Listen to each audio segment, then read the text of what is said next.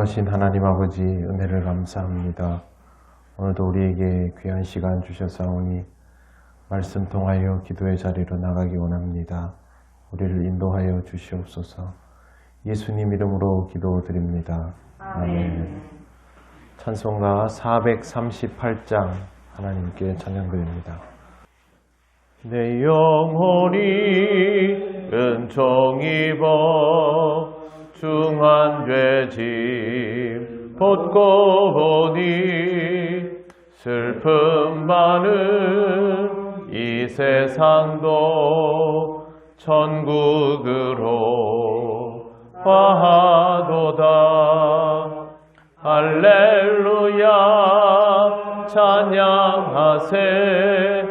내 모든 죄 사함받고 주 예수와 동행하니 그 어디나 하늘나라.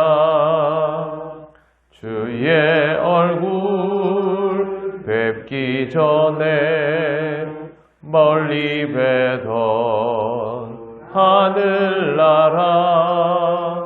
내 마음속에 이루어지니 날로 가깝도다. 할렐루야 찬양하세. 내 모든 죄 사함받고 주 예수와 동행하니 그 어디나 하늘나라.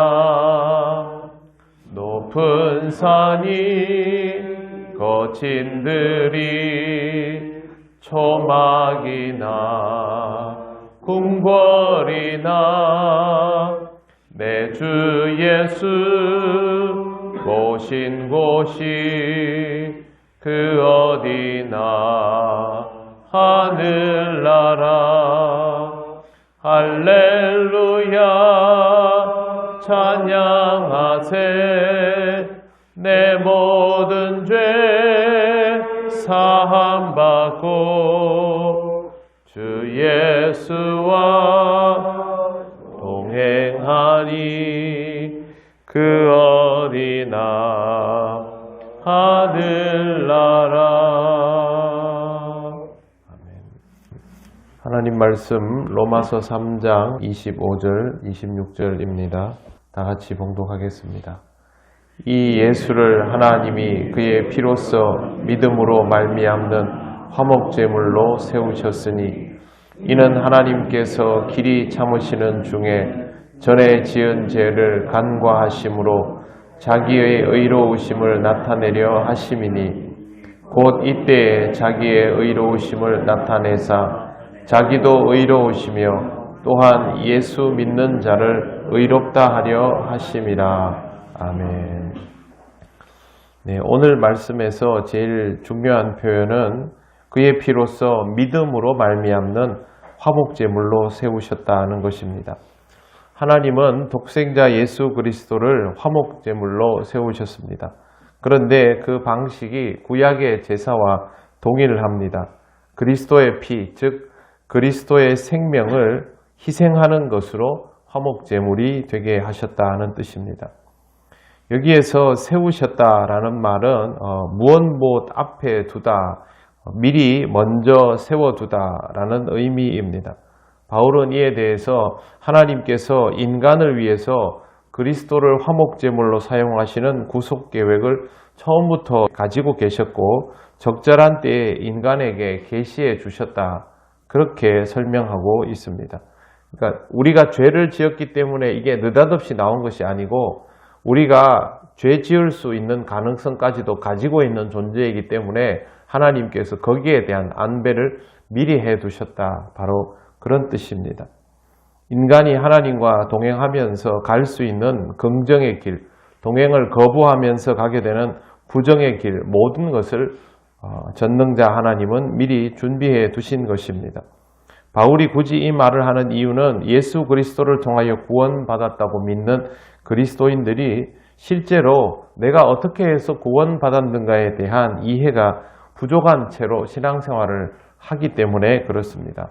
우리도 예수 천당 불신 지옥이라는 구조는 이해하고 있지만 하나님께서 우리와 동행하시기를 원하여 에덴 동산을 통해 완벽한 동행을 시작하셨지만 그와 동시에 하나님과의 동행을 거부하는 그런 죄의 모습에 대한 안배도 하셔서 이걸 다 준비하고 계신다라는 것은 잘 생각을 못합니다. 하나님은 우리 인간이 죄를 짓고 나서 동산 밖에 나가게 되는 상황까지도 다 예비해 두셨습니다. 그래서 동산 밖에서도 보호와 인도를 받은 것이 인간의 모습 아닙니까? 이 정도로 하나님은 모든 것들이 다 계획되어 있고 그 계획이라는 것이 인간이 죄를 지을 계획이 아니라 인간이 미완성의 존재라서 죄를 짓더라도 하나님은 그것조차도 품으시고 구원하실 수 있도록 그렇게 준비해 두셨다라는 사실을 바울이 알려주고 있는 것입니다. 이 사실을 알고 있고 모르고 있고라는 차이가 굉장히 큽니다. 그냥 신앙생활 하다 보면 하나님께서 우리를 구원하셨구나라는 것이 아니라 하나님은 우리를 너무 사랑하시기 때문에 우리가 가지고 있는 미완성, 불완전한 모습들에 대한 준비까지도 다 가지고 있을 만큼 사랑하시는구나라는 것을 이것을 통해 알 수 있습니다. 이는 하나님께서 길이 참으시는 중에 지은 죄를 간과하심으로 자기의 의로우심을 나타내려 하심이니 여기에서 간과하심이라는 단어가 오해하기 쉬운 단어입니다. 우리가 보기에 간과하다는 말은 놓치다라는 뜻이지만 원문에서 간과하다라는 말은 통과시켜주다 혹은 연기하여 주다 그런 뜻이 있습니다. 공의로우신 하나님은 결코 죄를 놓치거나 대충 보아 넘기시는 분은 아니지만 사랑하는 자녀들을 위해서 이것을 유예시켜주는, 통과시켜주고 연기시켜주는 좀 더 여지를 주는 그런 분이다라는 뜻입니다. 우리가 자식을 사랑할 때의 방식을 생각해 보면 이 단어는 쉽게 이해할 수 있습니다. 하나님의 공의가 어떤 것인지 좀 더 구체적으로 알 수 있는 구절을 읽었습니다. 하나님의 공의는 의를 드러내어서 죄를 부끄럽게 하는 것이 아니라 죄를 사하셔서 의롭게 하시는 그런 공의입니다. 우리는 의라는 단어를 어떻게 쓰냐 하면 내가 의로운 자리에 먼저 선점해 있고 그렇지 않은 것들을 가려내는 용도로 사용하죠. 그러나 하나님의 공의는 죄인을 의롭게 만드는 의미로서 공의입니다. 내가 똑바로 있어야 죄인이 내게로 돌아와서 의로울 수 있지 않습니까? 내가 내 자리를 지켜야 자기가 제대로 된 자리에 있지 못하는 사람도 제대로 된 자리로 불러낼 수 있지 않습니까? 이게 진짜 의이죠. 나는 의롭고 너는 죄인이다. 이게 진짜 의가 아닙니다. 그게 바로 하나님께서 우리 앞에서 공의로우신 이유이죠. 이 공의조차도 하나님을 위한 것이 아니라 철저히 우리를 위한 것임을 오늘 말씀을 통해 한 번 더 확인할 수 있습니다. 죄를 대속하셔서 이 죄를 도말하여 주시고 의롭게 바꾸어 주시는 위력과 능력이 하나님께 있음을 우리는 잘 기억해야 합니다. 하나님께서 우리에게 주시는 구원의 은혜라는 것은 사실 우리가 인지할 수 있는 것보다 훨씬 더 넓고 깊습니다. 여러분은 매일 기도하며 또 하나님의 은혜를 삶 속에서 직접 경험하며 말씀을 읽으면서 이 은혜가 무엇인가를 배워가며 깨달아가는 그런 분들입니다. 다른 사람들이 다 헤아리지 못하지만 우리도 하나님의 은혜 가운데 하나님의 사랑과 공의 가운데 지극히 일부를 알 수밖에 없지만 그럼에도 불구하고 이것만을 아는 것으로도 우리는 우리의 삶 전체를 채우고도 남습니다. 하나님께서 어떤 분이신지 우리를 어떤 방식으로 사랑하시고 우리에게 어떤 마음으로 모든 것들을 유예하여 주시는지를 잘 기억하시고 오늘도 우리를 사랑하시는 하나님과 기쁘게 동행하시고 은혜를 풍성히 누리시기를 바랍니다. 기도드리겠습니다. 하나님 은혜를 감사합니다. 하나님에 대하여 잘 알지 못하고 깨닫지도 못하면서 우리가 이 세상에서 살아오는 시간들이 얼마나 부질없는지를 다시 한번 느낍니다. 또한 하나님이 함께하여 주셔서 누리고 있는 이 삶에 대한 감사도 잊지 않는 우리가 되기를 원합니다. 하나님을 조금씩 더욱 알아갈 때마다 하나님을 더욱 기뻐하며 하나님 은혜에 감사하며 하나님께서 우리에게 역사하시는 방법에 더욱 적응하여서 기쁨으로 하나님과의 동행을 이루어가게 하옵소서.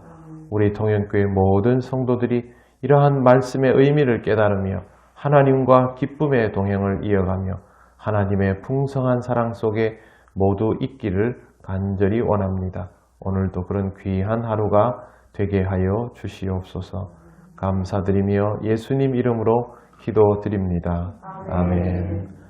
하늘에 계신 우리 아버지의 이름을 거룩하게 하시며 아버지의 나라가 오게 하시며 아버지의 뜻이 하늘에서와 같이 땅에서도 이루어지게 하소서. 오늘 우리에게 일용할 양식을 주시고 우리가 우리에게 잘못한 사람을 용서하여 준 것 같이 우리 죄를 용서하여 주시고 우리를 시험에 빠지지 않게 하시고 악에서 구하소서. 나라와 권능과 영광이 영원히 아버지의 것입니다. 아멘.